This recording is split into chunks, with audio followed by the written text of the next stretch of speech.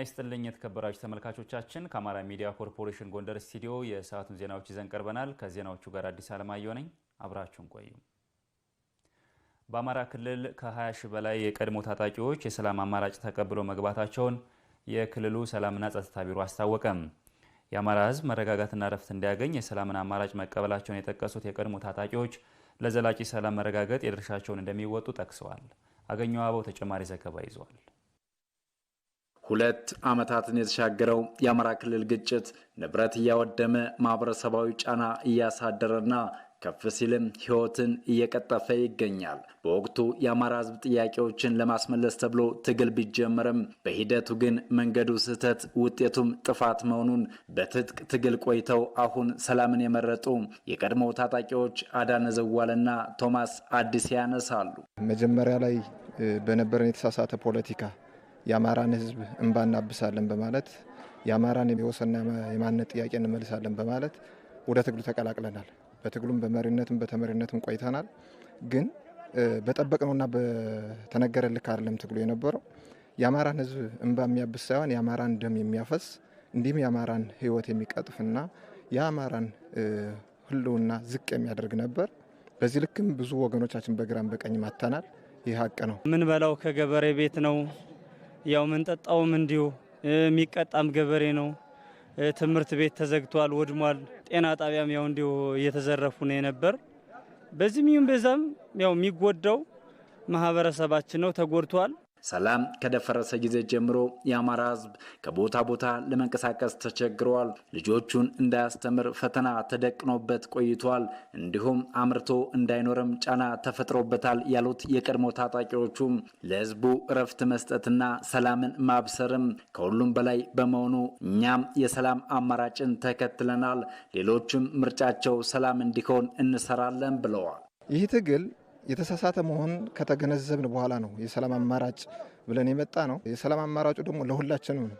ለኛ ብቻ ሳይሆን የአማራ ህዝብ የኢትዮጵያ ህዝብ እፎይታ ነው። ይህን ሰላም ከመንግስት ጎን ለማስቀጠል የበኩላችን ድርሻም እንደምንወጣ ነው። እኛ ውጭ ላይ ያሉ ወንድሞቻችን ጓደኞቻችንም ወደ ሰላም አማራጭ እንደሚወጡ የበኩላችን ድርሻ እንዋጣለን። ህዝባችን ጎን ተሰልፈን እየሰራን የጎዳነው ማህበረሰብ ለመካስ ወይም ደግሞ ሀገራችን በስቃይና በሰቆቃ ውስጥ ከምትኖር በሰላም እየሰራን ሀገራችን እንድታድግ ማድረግ የተሻለ ነገር ነው ብዬ ነው ማምነው። የኢትዮጵያ ብሔራዊ ተሃድሶ ኮሚሽን በአገር ደረጃ 371 ሺህ የቀድሞ ታጣቂዎችን ትጥቅ በማስፈታትና ወደ ማህበረሰቡ በመቀላቀል ለሀገር መረጋጋት እየሰራ ይገኛል። በአማራ ክልልም የቀድሞ ታጣቂዎችን ስልጠና በመስጠትና የሚቋቋሙበትን መንገድ እያመቻቸ መሆኑን በኮሚሽኑ የዲሞቢላይዜሽን ዳይሬክተር ኮሎኔል ጎሳዬ ጥላሁን ጠቅሰዋል። ሁሉም ከትጥቅ ጋር የተያያዘ የቀድሞ ተዋጊዎችን ተቀብለን በትጥቅ አረጋግጠን የተሃድሶ ስልጠና ሰጥተን ወደ ማህበረሰቡ እንዲቀላቀሉ እያደረግን እንገኛለን። በትግራይ ክልል፣ በአማራ ክልል፣ በኦሮሚያና በአፋር ክልል ከ83 ሺህ በላይ የቀድሞ ተዋጊዎችን ዲሞቢላይዝ በማድረግ የተሃድሶ ስልጠና ሰጥቶ ወደ ማህበረሰቡ የማቀላቀል ስራ ተሰርቷል። የታጠቁ ኃይሎች የሰላምን አማራጭ መከተል ለክልሉ መረጋጋትና ለማህበረሰቡ እረፍት ነው ያሉት የአማራ ክልል ሰላምና ጸጥታ ቢሮ ምክትል ኃላፊ በሪውን መንግስቱ በክልሉ ከ20 ሺህ በላይ የቀድሞ ታጣቂዎች ሰላምን መምረጣቸውን ጠቅሰዋል። በዚህ የሰላም መንገድ በተደረገው ጥረት መላው የሰላም ኃይሎች ባደረጉት ርብርብ እስካሁን ድረስ በክልላችን ከ20 ሺህ በላይ የታጠቁ ኃይሎች ትጥቃቸውን አስረክበው የታደሱ ስልጠና ወስደው ወደ ማህበረሰቡ እየተቀላቀሉ ይገኛሉ ማለት ነው። እዚህ ውስጥ ደግሞ በርካቶች ደግሞ የሥራ ዕድል ተፈጥሮላቸው የመንግስት ሰራተኛም የነበሩ ወደ መንግስት ቦታቸው እንዲመለሱ አስፈላጊው ጥረት ሁሉ እየተደረገ ነው። በቀጣይም ይህን አጠናክረን እንቀጥላለን። የሰላም መደፍረስ ያለ ልዩነት ሁሉን እንደሚጎዳው ሁሉ ለሰላሙ መረጋገጥም የሁሉንም ድርሻ ይጠይቃል። ሰላሙን ሜንቴን ለማድረግ ወደ ነበረበት ዘላቂ ሰላም እንዲመለስ ከተፈለገ ይሄ ጉዳይ የመንግስት ጉዳይ ብቻ አይደለም። ሌሎችም አካላት ባለሀብቱ፣ ነጋዴዎች፣ መላው አርሶ አደሩ፣ ምሁራን በጋራ ተነጋግረን ይህንን የስህተት መንገድ መቀልበስ መቻል አለብን ማለት ነው። ይህም በማድረጋችን የምናተርፈው ሁላችንም ነው፣ የምናሸንፈው ሁላችንም ነን። የሚያሸንፈው የአማራ ህዝብ ነው። ኢትዮጵያ ናት የምታሸንፈው። የክልሉ መንግስትና የአማራ ፋኖ ህዝባዊ ድርጅት አፋድ ስምምነት ላይ ከደረሱ ወዲህ በርካታ የቀድሞ ታጣቂዎች ወደ ሰላማዊ ህይወት እየተመለሱ መሆኑም ተጠቅሷል። በአድዋ ጦርነት አዝማሪዎች ለጀግኖች ኢትዮጵያውያን ወኔ በመስጠትና የሀገርን ፍቅር በመስበክ የሞራል የበላይነትን ፈጥሯል ሲሉ በጎንደር ከተማ የሚገኙ የኪነ ጥበብ ባለሙያዎች ተናገሩ። ትውልዱ በዘመኑ ለሀገር የሚጠቅሙ ጉዳዮች ላይ አተኩሮ ወቅቱ የሚጠይቀውን የኢትዮጵያ አንድነት ማጠናከር እንዳለበትም አመላክተዋል። ተጨማሪ ዘገባ ይዘናል።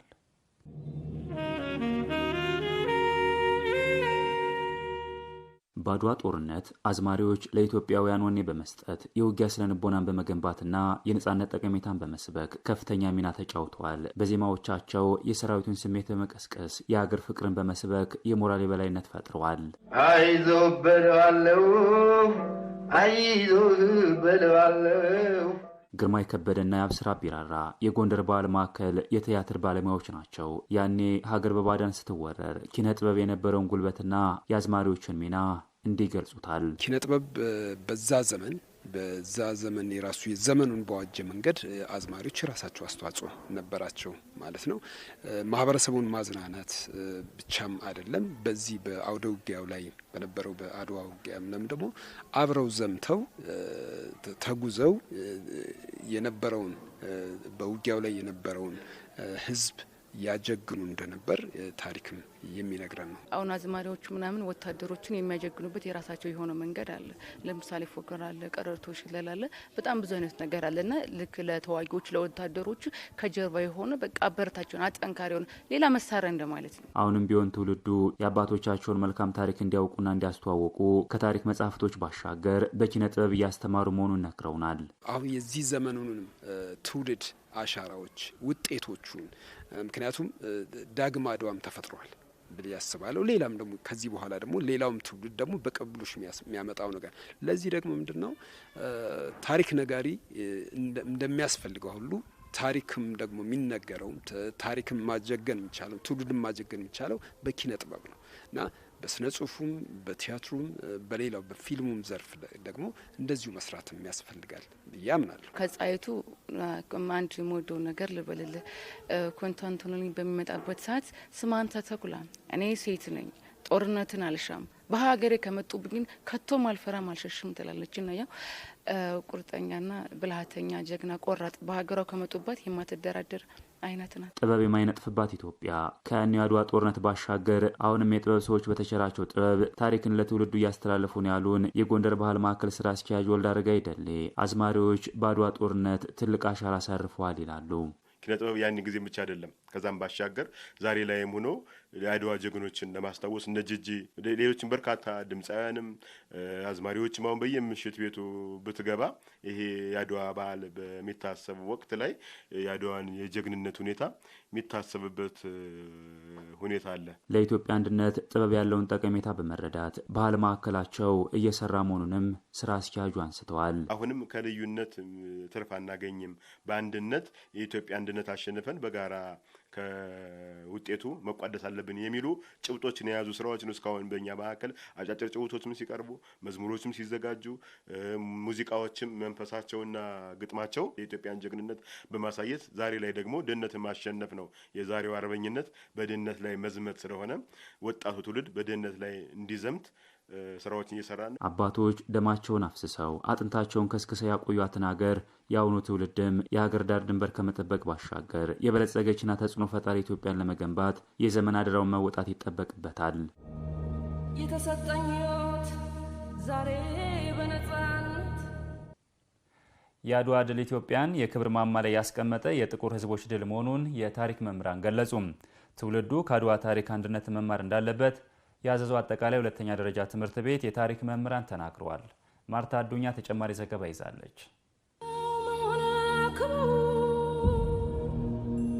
ሰው ሞቷል፣ ሰው ሊያድን ሰውን የአድዋ ድል የኢትዮጵያና የኢትዮጵያውያን የክብር ማህተም ከፍ ብሎ የሚውለበለብበት አርማ በኩራት የሚነገር የአሸናፊነት ታሪክ ነው። ለዚህ የታሪክ ድልም ዳግማዊ አጼ ሚኒሊክ ያስተላለፉትን ትዕዛዝ የአዘዞ አጠቃላይ ሁለተኛ ደረጃ ትምህርት ቤት የታሪክ መምህር ዋሲሁን አለሙ እንዲህ ያስታውሳሉ። ከሰሜንም ከደቡብ ከምዕራብ ከምስራቅ ያለ ምንም ነገር ሳያወላውል በዚህ ጦርነት መሳተፍ አለበት። እኔ ምሬ አልምረውም ማርያምን ሁሉም ሰው እንዲሳተፍ ብለው ነው እንግዲህ በነጋሪት መልእክቱን ያስተላለፉ። ሌላው ያዘዙ አጠቃላይ ሁለተኛ ደረጃ ትምህርት ቤት የታሪክ መምህር መሐመድ ኑር ሁሴን የአድዋ ድልን ለማሳካት ከፍተኛ የሰው ኃይል መዝመቱን አንስተዋል። ህዝቡ በአንድ ጥሪ በያለበት ተሰባስቦ ይሄ ጦርነት በበሳል አመራር በህዝቡ አንድነትና ፈቃደኝነት ላይ በመመስረት ምናልባትም በዓለማችን ከተደረጉ ጦርነቶች በጣም ከፍተኛ የሆነ የሰው ኃይል የታየበት ነው። ምክንያቱም በኢትዮጵያ በኩል ከ100 ሺህ በላይ የሚደርስ ህዝብ ለጦርነቱ ተሳትፏል ማለት ይሄ ቁጥር ምናልባት ከዓለማችን ትልልቅ ጦርነቶች እንዳንዱ ሊወሰድ ይችላል። የጥንት አባቶችና እናቶች በአንድነት በከፈሉት የደም ዋጋ የተገኘው የአድዋ ድል ኢትዮጵያ የጥቁር ህዝቦች ተምሳሌት እንድትሆን ማድረጉን መምህር ዋሲሁን ይናገራሉ። ለድሉ መገኘት የህዝቡ ሚና ከፍተኛ እንደነበረም መምህር መሐመድ ጠቅሰዋል። ብሔር ብሔረሰቦች እርስ በርሳቸው መደማመጣቸው፣ እርስ በርሳቸው መናበባቸው በአጠቃላይ ኢትዮጵያ ሉዓላዊነቷን ከፍ አድርጋ በአፍሪካ የታወቀች ሀገር እንድትሆን የተለያዩ የአፍሪካ ሀገሮች ሰንደቅ ዓላማዋን እንዲጠቀሙ ያደረጉበት ሂደት አለ። ንጉሠ ነገሥቱን የአፄ ምኒልክን ጥሪ በማክበር ሀገሩን በመውደድ የህዝቡ ትብብር፣ የጦርነቱ መሪዎች ብስለት፣ መረጃ አቀባይ መኖራቸው በኢትዮጵያ በኩል ይሄ ሁሉ አስተዋጽኦ አድርጓል። ስለዚህ ህዝቡ መተባበሩ የበለጠ ውጤት እንዲመጣ አድርጎታል። የአሁኑ ትውልድ ጀግኖች አባቶችና እናቶች ለሀገራቸው ሲሉ ከፈጸሙት አኩሪ ገድል በመማር እርስ በርስ በመተባበር ሀገርን ማሳደግ እንደሚጠበቅበት መምህር ዋሲሁን ያነሳሉ። ትውልዱ ልዩነት ውበት መሆኑን መረዳትና ማክበር እንደሚገባም መምህር መሐመድ ያስረዳሉ። እርስ በርስ በመናበብ አንድ በአንድ እጃችን በመያያዝ ኢትዮጵያ ያላትን አንጡራ ሀብት በመጠቀም በኢኮኖሚ ላቅ ያለ ደረጃ እንድትደርስና በተለያዩ በሳይንስና ቴክኖሎጂ በፈጠራ በመሳተፍ ወደፊት ለመራመድ ቅድሚያ የሚያስፈልገው ምንድን ነው? ይሄ ናሽናል ኮንሰንሰስ የምንለው ወይም የኢትዮጵያ ብሔር ብሔረሰቦች አንድ የመሆን በጋራ የመስማማት የመግባባት አይነት አካሄድ ቢሆን የተሻለ የላቀ ደረጃ መድረስ የምንችልበት ሂደትን ያመጣል ብዬ አስባለሁ። የአሁኑ ትውልድ በከፍተኛ ደረጃ ከአድዋ መማር አለበት። ምን በማድረግ ጠንክሮ በመስራት መሪን ማክበር አስፈላጊ ነው። መሪ እስከነ ችግሩም ቢሆን እስከነ ጥንካሬው ዝሮ መከበር መቻል አለበት። መሪም ህዝቡን ማክበር አለበት። ህዝቡ እርስ በርሱ መተባበር መቻል አለበት፣ መከባበር መቻል አለበት፣ ጠንካራ ሰራተኛ መሆን መቻል አለበት። አድዋ የመላው አፍሪካውያን የጥቁር ህዝቦች ታሪክ በመሆኑ ሊዘከር እንደሚገባ የታሪክ መምህራኑ መልእክት አስተላልፈዋል። አድዋ ዛሬ ናት፣ አድዋ ትላንት። የተከበራችሁ ተመልካቾቻችን ከአማራ ሚዲያ ኮርፖሬሽን ጎንደር ስቱዲዮ የሰዓቱ ዜናዎቻችን የተከታተላችኋቸውን ይመስሉ ነበር። ከዜናዎቹ ጋር አዲስ አለማየሁ ነበርኩ።